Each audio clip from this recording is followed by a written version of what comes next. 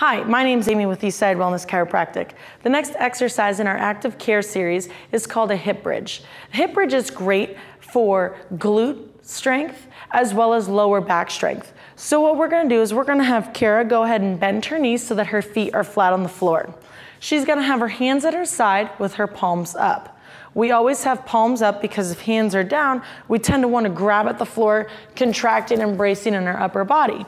With palms up, she can pull her shoulders down, almost as if she's reaching her fingertips towards her heels, and be more relaxed in the neck area and traps.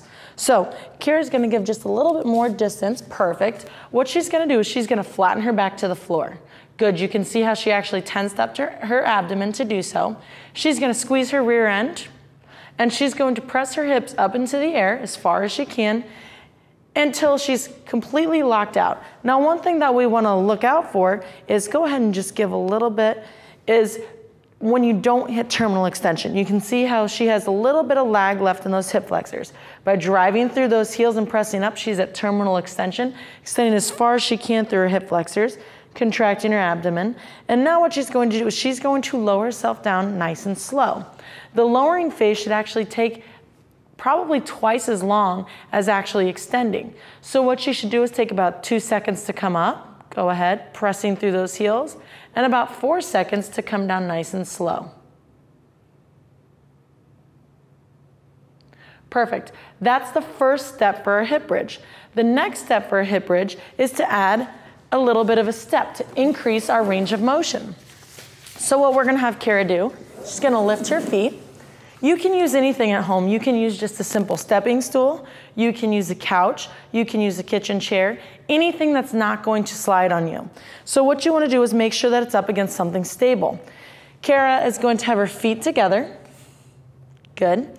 Now, she's going to have her feet up on the step. She doesn't necessarily have to pull her toes up, but she wants to make sure that she's driving through her heels.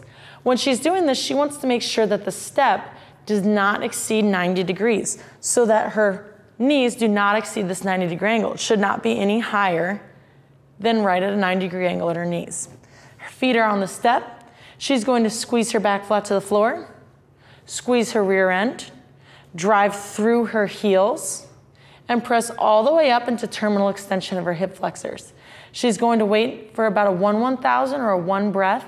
She's nice and stable, and she's gonna come down nice and slowly. Remember, taking twice as long to come back down through our flexion phase. Good, let's go ahead with that again. Nice and slow coming down. And one more time. Good. Now, the last phase, or the last thing we're gonna use for this hip bridge is actually to incorporate abduction. So I'm going to grab a band. We're going to place this around Kara's feet, lift your heels for me, and up to her knees.